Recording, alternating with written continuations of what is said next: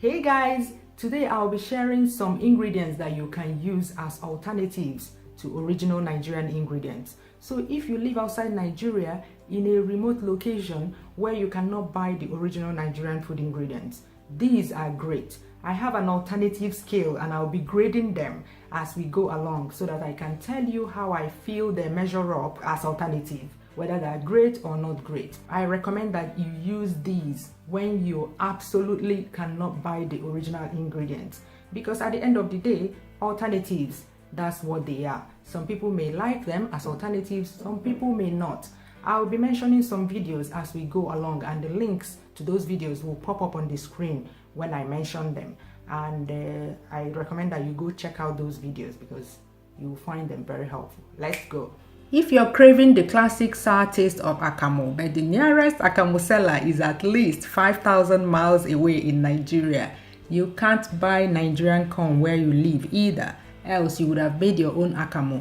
Use a combination of corn flour, that is the very fine corn flour, and lemon juice to get that classic taste of akamu. Just make your akamu with corn flour and add a few drops of lemon juice.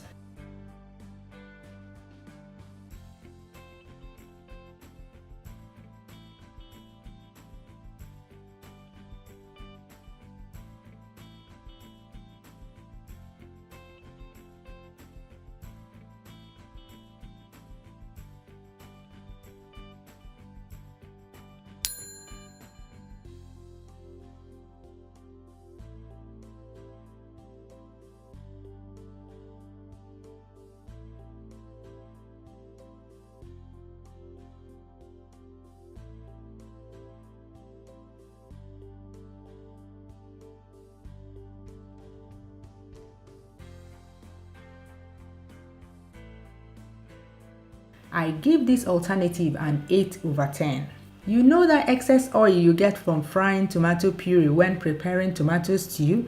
You can use it as palm oil to color your Nigerian soups. It works better with some soups more than others.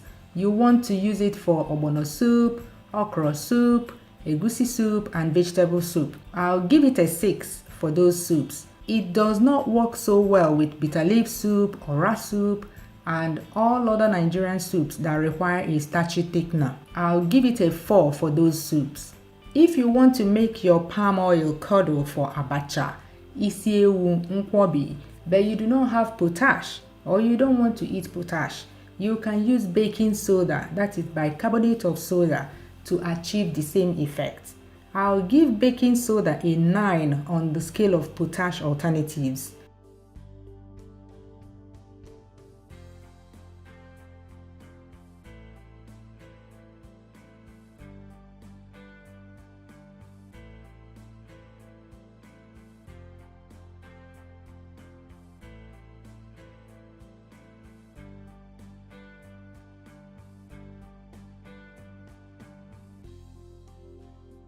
But if you do not want to add sodium to your meal either, there's a new way to make palm oil curdle with just hot water and palm oil. I'll give the new way a 7 because that classic taste of edible potash akamu is missing and you do not have much control over the consistency.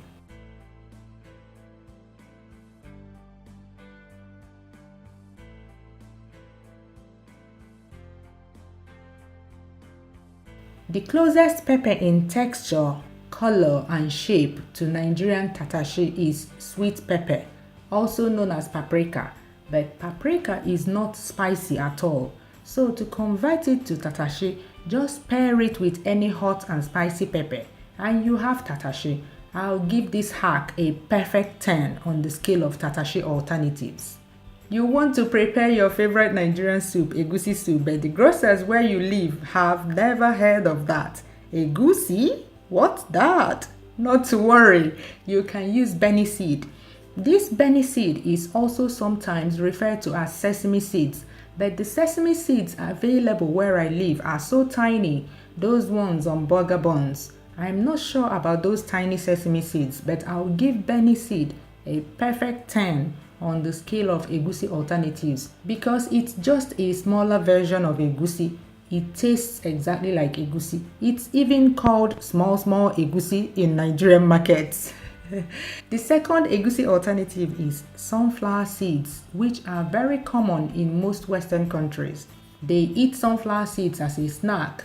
Just grind the peeled ones like you would egusi seeds and use it to prepare sunflower seeds egusi soup. I give it a 7/10. I have a video for that. You can also use almonds as egusi alternative. Works the same way as sunflower seeds. Grind with a dry meal and use it to prepare egusi soup. I'll give almonds an 8/10 on the scale of egusi alternatives. I also have a video on that coming up. Then the fourth alternative is pumpkin seeds. In my sunflower seeds egusi soup video, so many people spoke well about pumpkin seeds as a great alternative. I finally found the peeled ones where I live, but it is dark. So far, that dark color has put me off trying it. If you don't mind the dark color, then it is worth a try because so many people spoke well about pumpkin seeds as a great alternative. When preparing bitterleaf soup or any soup that uses cocoyam as thickener, if you do not have cocoyam, oatmeal is a great alternative for thickening the soup. If you use the Quaker brand of oats, you will not even know that the bitterleaf soup was not prepared with cocoyam at all. I have a video on that. I give the Quaker oats alternative a 9 on the scale of cocoyam alternative. I removed 1 point just because of the slight difference in the way Quaker oats thickens the soup, but the taste is spot on. I live in Spain and here we have this vegetable known as canónigos. It is known as lamb's lettuce in the US. I don't know what it's called in the UK, but it makes a good water leaf alternative when preparing edikaikong soup because it adds this slight taste of water leaves to the soup. The vegetable is not as thick as water leaves and the taste is just light, not as strong as water leaves. So I'll give it a 6 as an alternative. But this vegetable really tries. It's better than nothing. Spinach is what we use as alternative for green amaranth and ugu. As a green amaranth alternative, I will give spinach a 6 because even though it has similar texture as green, it does not taste the same. As ugu alternative, I will give spinach a 5 because it neither matches the ugu texture nor the taste. We are forced to use spinach as alternative because we do not have a choice. When I first tasted spinach, I did not like it, but after so many years, I can say that I have gotten used to it. So it takes a lot of getting used to. Have you liked this video yet? Have you? What are you waiting for? Yay!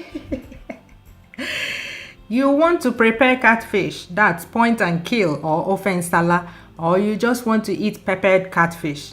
But catfish is nowhere to be found where you live. I have never seen catfish where I live, and I heard that in some places where you can find it, catfish costs an arm and a leg. If that's your case, then Conger Eel is a great alternative. I heard that in some places like the UK, Conger Eel is regarded as endangered species. This is because it is only wild eel that is available in the UK. In Spain, we eat farmed eel. That is what is sold by fishmongers and in the supermarkets. So please find out the story on Conger Eel where you live before eating. Conger Eel has the same texture as catfish and it tastes like catfish. When buying, buy the part close to the tail because it does not have the intestines passing through it. Hence, the pieces do not have holes in them. But do not buy the tail end because that part is just full of bones. At first, I resisted this fish so much because of the way it looks like that long reptile. You know what I'm talking about. But as soon as I got past that, I fell in love with this fish. I will give Conger Eel a solid 9 on the scale of catfish alternatives. I took off 1 point just because it has these annoying tiny bones that you have to keep watching out for. And for safety reasons, this fish is not for children at all. So many tiny bones. That's it. I hope that you found this video helpful. Please share some great alternatives you've discovered in the comments below. Bye bye. See